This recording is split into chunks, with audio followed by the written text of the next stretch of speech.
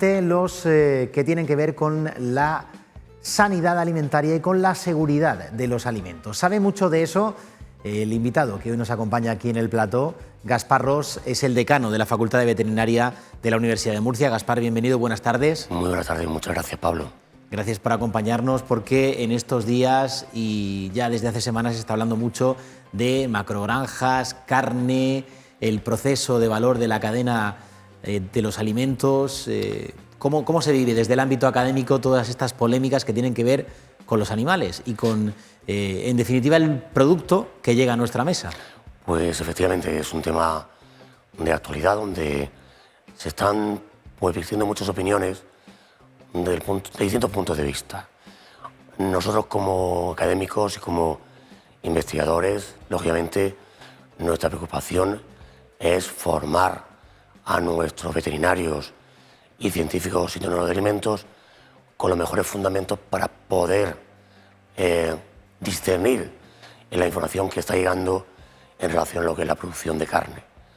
Indudablemente la producción de carne, la carne en sí, es un elemento básico dentro de la dieta, aunque las recomendaciones está claro que indican que deben de, dentro de lo que es una dieta variada, mediterránea y con un aspecto saludable, pues colocan una moderación de consumo a lo largo de la semana. Pero está claro que es una fuente de proteína de alta calidad indudable y no podemos renunciar a ella. De hecho, pues hay suficiente información académica, científica, de cómo sería el escenario si tuviéramos que sustituir todo este alimento proteico por otros tipos de alimentos.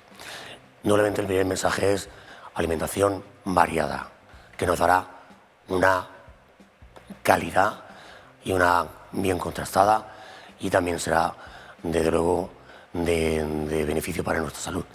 Pero en concreto en el tema de la carne, en el tema de producción, está claro que hemos cambiado en un modelo donde, bueno, pues si nos miramos en los años 50, 60, 70, evidentemente nuestra producción cárnica era mucho menor. Incluso muchos de nosotros recordamos las vaquerías dentro de los núcleos urbanos, ¿sí?, donde se iba a recoger esa leche, servía, y evidentemente con el tiempo, pues cuestiones higiénico-sanitarias han hecho que las granjas estén lógicamente fuera de las ciudades.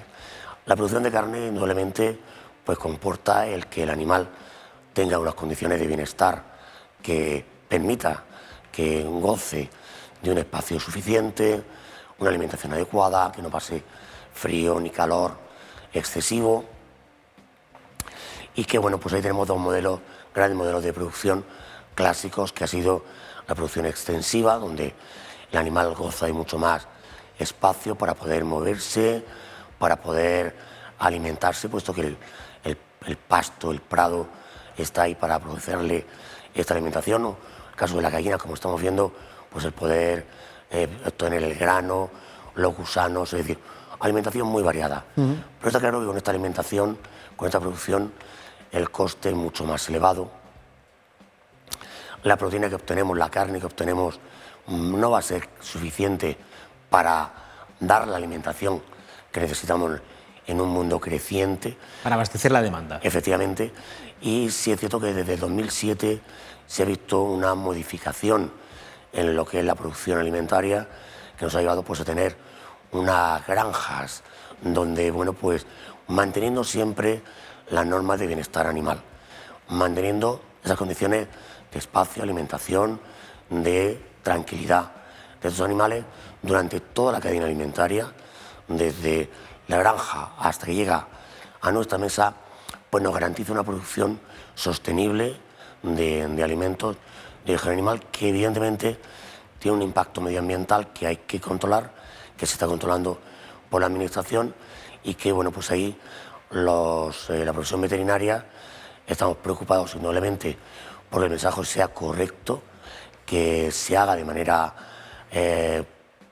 adecuada con lo que es las necesidades de producción, acompasados de un respeto con el medio ambiente, y siempre bajo el concepto que estamos impulsando en la profesión veterinaria y en la universidad y en la facultad, de que sea una sola salud, es decir, velar por la sanidad animal, por el medio ambiente y indudablemente todo ello que repercuta directamente en la salud pública.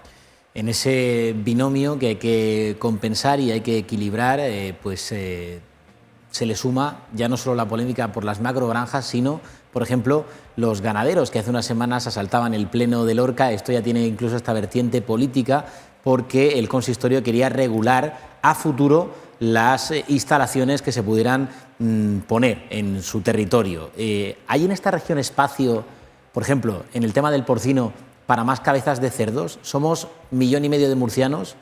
Hay 2.200.000 cabezas de ganado de cerdos en nuestra tierra. Hay más cerdos que personas. Bueno, no sé si alguno se podría también en algún momento de su vida cambiar de un bando al otro, pero desde luego las cifras oficiales son significativas al respecto, ¿no? Sí. ¿Esto ha sido siempre así? ¿Tener ese elevado volumen de ganado en el porcino? Bueno, como comentaba, si miramos lo que es el mapa y el concepto, que no hay un concepto definido realmente con lo que es una macrogranja. Se está utilizando ahora mismo el valor de 2.000 cabezas de ganado, en el caso del porcino, para referirse a lo que es una macrogranja, con un peso entre 20 y 120 kilos. Con lo cual la densidad cambia según la fase de producción. Está claro que hemos tenido un desarrollo muy importante desde, como decía antes, del 2007, que nos ha permitido abastecernos de carne suficiente de calidad, de proteína de calidad y por lo tanto también para cubrir esas necesidades. Indudablemente también tenemos que tener en cuenta que somos un mercado globalizado, que Europa, España, Murcia, pues tiene unos clientes internacionales muy importantes, como por ejemplo China, a la cual se exporta una gran cantidad de carne por la demanda que tienen de esta proteína, indudablemente también por el ambiente que hay sanitario, porque ahora mismo con la peste porcina africana pues su capacidad de producción es mucho más limitada. Hay que regular este tipo de granjas. La legislación así lo indica, es decir, Europa así lo indica, pero hay que hacerlo de una manera ordenada, de una manera lógica. Lo que hay que buscar son argumentos desde el punto de vista técnico, desde el punto de vista medioambiental, de salud, y lógicamente lo que no hay que recurrir nunca ni es a la violencia, ni es a imponer ningún tipo de criterio. Si miramos Murcia en relación al panorama nacional, no somos la región que más densidad tiene en ganadería. Tenemos que centrarnos en Aragón, Cataluña, Aragón, también en Castilla y León y Castilla-La Mancha. Después estaríamos en Murcia. Es bueno porque estamos a tiempo de regular esta situación. Yo creo que son pasos que se tienen que dar y se van a dar de una manera ordenada, como digo, y bueno, pues lo que hará es poner un poquito de orden a una expansión que, bueno, pues un poco como vimos en su momento con la construcción. Sí, el boom inmobiliario, pues el boom ganadero. Cuando hay un boom, pues hay que poner también orden en estas cuestiones. Es también indudable que es un sector industrial muy competitivo por calidad, por producto y por beneficio económico. No hay que olvidarlo. Y bueno, pues aquí hay que compaginar estas dos cuestiones. Es como la crisis sanitaria, salud pero economía, economía con salud. Y estamos ya llegando a un punto donde ese equilibrio se está alcanzando. Nos ha enseñado mucho y hay que seguir trabajando en este sentido. Pues la calidad de la carne de la región de Murcia es indiscutible, y otra cosa serán ciertas instalaciones que pues molesten a vecinos y tengan pues, que cumplir unos requisitos que, como bien apunta el decano, tienen que ser técnicamente rigurosos, porque, por ejemplo, en el ámbito de la alimentación del ganado, nos hablaba hace unas semanas también aquí en este programa el profesor Salvador Zamora y ponía el ejemplo de empresas que se dedican a los piensos. Dice, por no ponerlos de la región de Murcia, que los hay, de la provincia vecina de Alicante, se está exportando producto a todo el mundo. ¿De qué manera se puede seguir esa senda o esa línea, ¿no?, de generar un producto, no solo el producto final que va de la granja a la mesa, sino lo que los propios animales ingieren en cuanto a los piensos y a la nutrición animal? Eso es un punto clave porque digamos que antes de la gran crisis alimentaria europea, que fue la que llamamos de las vacas locas, ¿Sí? la encefalopatia espongiforme transmisible, bovina, transmisible al hombre que se pudo ver, pues no teníamos el concepto tan integrado de la granja a la mesa. Hoy en día cada vez más, y además Murcia y España es ejemplo en este sentido. Hay una estrategia europea al respecto. Hay una preocupación por la alimentación de calidad del ganado. Es decir, tenemos que buscar los mejores ingredientes que tengan un efecto parecido al que puede tener en las personas la alimentación que consumimos, porque su bienestar ambiental, alimentario, gastrointestinal, inmunológico, al final repercute en una mejor calidad de la carne y de los productos. Y es cierto que se ha avanzado muchísimo en nutrición y alimentación animal. Nuestros compañeros de los grupos de nutrición, producción animal, en colaboración con grupos de alimentación, pues estamos trabajando en proyectos para ver cómo repercute la alimentación del ganado en la calidad de la carne. Y hay distintas estrategias.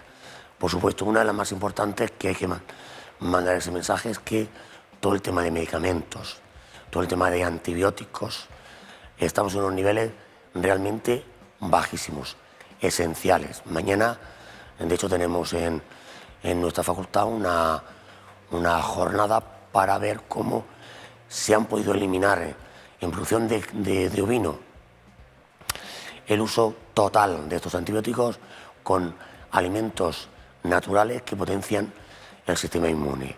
Ese es un ejemplo, pero también el tipo de alimento, cómo afecta a la composición de la carne, es otro ejemplo. Y en definitiva redunda en lo que es la vida comercial y en lo que es cubrir las necesidades del consumidor y la satisfacción desde el punto de vista sensorial, organoléptico, gastronómico, que es fundamental, y por supuesto de salud. La vida útil al final de todo el proceso, ¿no? Desde lo que come el animal hasta que nos llega a la mesa. Efectivamente, tenemos una sociedad cada vez más rápida, donde el tiempo para poder ir a comprar, el tiempo para poder elaborar en casa o consumirlo se ha cortado. Somos mucho más funcionales o dedicamos nuestro tiempo a otras actividades. ¿Qué es lo que hace la industria alimentaria?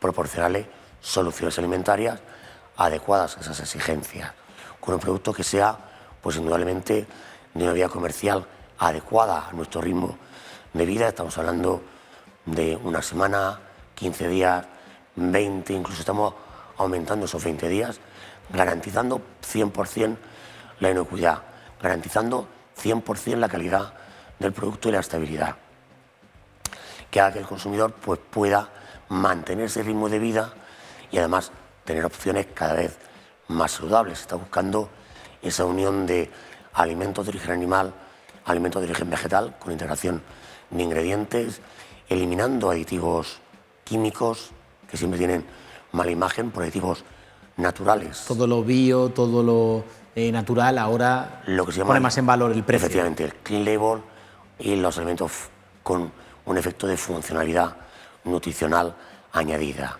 Probióticos, prebióticos, antioxidantes, refuerzos del sistema inmune.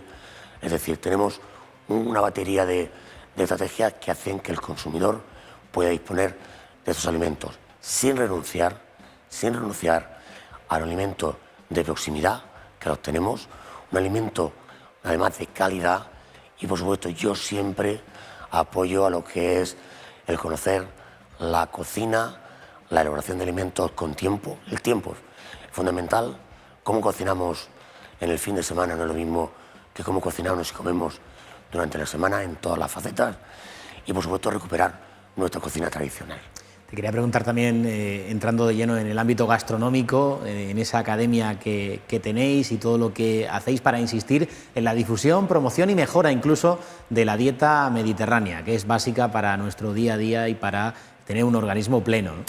Indudablemente, la dieta mediterránea es un modelo de referencia mundial. Hay otras, pero la nuestra tiene la gran ventaja de que cubre todo el espectro de alimentos necesarios de origen vegetal, con hidratos de carbono de lenta digestión que nos dan energía, un efecto prebiótico, una funcionalidad más allá de lo que es el alimento sin saberlo. con vegetales que nos aportan los nutrientes esenciales, fibra, vitaminas, minerales y bioactivos, y los alimentos de origen animal, como es el pescado, como es la carne y la proteína. La carne siempre ha estado ahí y ha sido pues, una pieza de lujo, si queremos, en la dieta mediterránea. Y de hecho, si ahora mismo hiciéramos un recetario gastronómico de la región de Murcia en el que vamos a trabajar, veríamos cómo el consumo de cerdo, chato murciano, raza de capa blanca, siempre ha estado ahí para hacer una buena olla, para hacer un alimento energético y potente con legumbres para apoyarnos en la actividad agrícola y no agrícola en nuestro ámbito. Es decir, tenemos un complejo alimentario, vitamínico y nutricional y mineral esencial. Con esa amalgama de producto que además parte de la huerta de Europa, tenemos la suerte aquí en la región de tener los mejores productores de materia prima para nuestra alimentación y que esa dieta nos empodere cada día. Volviendo de nuevo al terreno, Gaspar, de los animales y de, en este caso, la cría de los caballos. Por ejemplo, en las Fuerzas Armadas, hace solamente unos días celebrabais el 150 aniversario de este servicio de cría caballar de la Armada Española y lo hacíais en la Facultad de Veterinaria de la Universidad de Murcia. La importancia también de cuidar pues a estos elementos imprescindibles de nuestras fuerzas y cuerpos de seguridad, como pueden ser los caballos. Efectivamente, la cría caballar de las Fuerzas Armadas es esencial en lo que es la historia de la veterinaria y en la historia del ejército. Hemos cumplido los 150 años, realmente fue en 2015, y en ese momento se preparó una exposición que ha estado itinerante en distintos puntos de España. Tuvimos la suerte de asistir a la clausura en Caravaca de la exposición y gracias al contacto con el delegado de Defensa, capitán de navío Gustavo Adolfo Gutiérrez de Rubalcaba, pues acordamos el poder traerlo a la facultad para acercar a la cultura de la cría caballar a los estudiantes, a los profesores, a la comunidad universitaria y sobre todo a toda la ciudad de Murcia que quiera visitarnos, porque es muy interesante poder ver en fotos, en vídeos, directamente todo lo que el ejército hace por conservar esa diversidad de razas que tenemos en España, desde el pura raza español, el árabe, inglés, los cruces correspondientes en los caballares, pero también tenemos los asnos, que también tenemos 3 razas autóctonas que hay que preservar: la zamorana, leonesa, la andaluza y la catalana. Más también la cría de perros para distintos propósitos, lo que sería pues la defensa, la detección de drogas, es decir, un conjunto de actividades muy interesantes que refuerzan el papel social que tiene los animales para nuestras Fuerzas Armadas. Efectivamente. Y los cuerpos de seguridad, porque son imprescindibles también para bomberos, policía, que ayudan en el devenir de los delitos y en la solución de las investigaciones. Efectivamente, porque además tiene una parte de investigación, de recuperación de especies y hace que para la veterinaria en general nuestra facultad fue una pieza clave. Y ese trabajo de los veterinarios con ellos, ¿no? Con los responsables de la Policía Científica, de la Guardia Civil o de la Fuerza Armada, que corresponda. Correcto, es un binomio indisoluble. Y muy interesante, esa cría caballar de la Armada Española que recalaba o traía su exposición del 150 aniversario a la Facultad de Veterinaria de la Centenaria Universidad de Murcia. Profesor Ros, ¿cómo está la facultad? ¿Cuáles son, por ejemplo, para el público que no la conozca todavía, cosa que me extraña con la cantidad de años que tiene, los títulos impartidos a nivel de grado, máster, doctorado y las posibilidades que ofrecéis en el ámbito veterinario y también de la ciencia y la tecnología de los alimentos, ¿no? Efectivamente, una facultad que tiene el grado de veterinaria, que le da nombre. El curso que viene cumpliremos 40 años.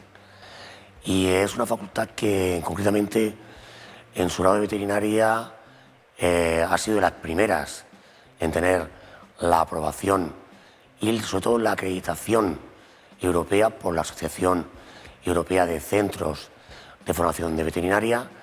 En un ranking nacional, pues seríamos la tercera, después de Madrid y Barcelona, y pues estaría Murcia, porque además a mí se lo dicen también los rankings internacionales, concretamente el famoso ranking de Shanghái nos coloca concretamente en el aspecto de investigación como la tercera facultad de veterinaria a nivel nacional.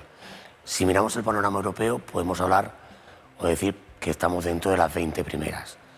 Es decir, es una facultad que ha trabajado muy intensamente por estar posicionada con los estándares más exigentes, gracias, entre otros factores, a tener un hospital clínico veterinario que da un servicio al público y de formación a los estudiantes 24 horas al día, 7 días a la semana, es decir, no cerramos ningún día, con lo cual tenemos estudiantes en todos los servicios y trabajando en hospitalización, en el seguimiento de estos pacientes durante el día como también durante la noche. Es un elemento clave en la formación veterinaria, que es una exigencia europea. También, indudablemente también, se extiende a los équidos. Tenemos un servicio de équidos que cubre la misma actividad, animales de compañía, perros, gatos, exóticos. Luego también la granja veterinaria, ¿no?, como elemento... Correcto, la granja veterinaria es otra de las instalaciones singulares y claves de la Facultad y de la Universidad de Murcia. Tiene 16 hectáreas de terreno, cesión de la comunidad autónoma, donde pues tenemos todas las especies. ¿Tenemos todavía monos, gorilas, etcétera, o ya no? No. Lo que es la granja de producción tenemos desde abejas, pasando por el porcino, que es un sector básico que tiene que aprender todo el ciclo integrado de producción. El ovino y el caprino, tenemos raza murciano-granadina en un ciclo completo hasta la producción de quesos gracias a la colaboración con el IMIDA, con la comunidad autónoma. Tenemos vacuno, tenemos aves, conejos y caballos también. Es una granja, como digo, ejemplo de buenas prácticas, donde los estudiantes pues tienen una referencia. Tenemos una residencia también de estudiantes internacionales que nos visitan para... Sí, además la internacionalización de la facultad es clave y es histórica, de siempre. Pues sí, afortunadamente es una facultad que tiene una vocación internacional muy grande, como digo, con nuestra acreditación internacional es el ejemplo más directo. Pero igual que en el tema de veterinaria, que cumplimos 40 años, en los temas de ciencia y tecnología de los alimentos cumplimos 25 años. Tenemos una facultad también acreditada nacional como internacionalmente en el ámbito de la ciencia y la tecnología de los alimentos, donde uno de los mayores logros es tener una planta de tecnología de alimentos adaptada a las últimas tecnologías en la producción de alimentos, que complementa con convenios con más de 200 industrias alimentarias en colaboración directa. Eso indica un poco el volumen. Ese volumen y colaboración, sobre todo público-privada, que nos preocupa, y la atracción de talento nacional como internacional, que hace que pues tengamos proyectos de investigación de los más avanzados. Nos acaban de conceder a la profesora Caro Vergara un proyecto sobre micoplasmas dentro del marco de la Unión Europea, me lo comentaba el otro día, pero en aspectos de reproducción, en aspectos de bienestar animal, de nutrición, toxicología. Ahora mismo el profesor Miguel Motas, se encuentra en la Antártida. Se encuentra en la Antártida. Él es consejero de universidades. Efectivamente, nuestro querido Miguel está realizando una segunda expedición con distintos tipos de estudio de muestras en pingüinos, medio ambiente, y somos referencia a la hora de trabajar en aspectos periciales y de colaboración con la industria y con la Administración, Fuerzas Armadas, Guardia Civil, en fin, muy satisfechos de estos 40 años que esperamos poder celebrarlos como se merece el curso que viene. Pues 2 grados, 4 másteres y 3 programas de doctorado es lo que se puede encontrar en esa facultad, con todo lo que nos está contando hoy su decano, que es un placer siempre, Gaspar, acercarse a esa facultad de veterinaria que junto con informática y comunicación son las 3 acreditadas por ANECA en su primera fase de excelencia, y por los datos que daba, de tercera en el ranking nacional, solo por detrás de Madrid y Barcelona, y entre las 20 mejores de Europa. Le tiene que hacer a usted bastante orgulloso de pues la verdad es que estoy trabajo muy de todos. Plenamente satisfecho del trabajo que hacen mis compañeras y compañeros. Tenemos unos estudiantes realmente excepcionales y también a mí me comentaban que es un placer desde los servicios poder venir a presentarles ofertas de actividades, el comportamiento, la entrega, es decir, igual que el personal de Administración de Servicios que nos presta, como digo, una ayuda ejemplar para poder funcionar correctamente. Y nuevamente agradecer a los rectores, a los equipos rectorales que siempre han visto en nuestra facultad ese mascarón de proa, algo singular, que hace que pues, se vuelquen en nuestras necesidades. Como siempre he dicho al rector Luján y anteriores rectores con los que he podido trabajar, yo no quiero dinero, yo quiero recursos puestos en valor para que los estudiantes, los profesores cumplan su trabajo, su cometido de la mejor manera posible. Y como digo, el año que viene, si todo va bien, haremos esta celebración del 40-25 y esperamos contar con vosotros para poder dar la difusión.